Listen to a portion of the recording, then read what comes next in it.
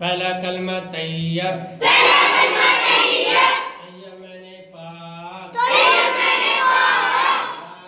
الہ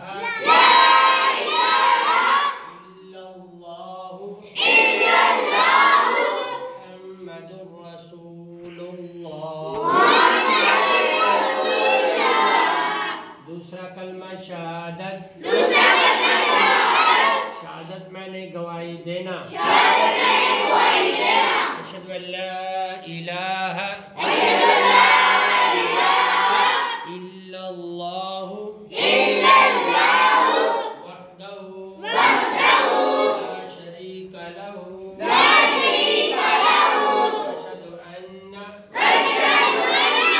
محمدا عبدہ ورسولہ۔ تیسرا کلمہ تمجید، تمجید معنی بزرگی والا، سبحان اللہ والحمد للہ ولا الہ الا اللہ اللہ اکبر ولا حول ولا قوة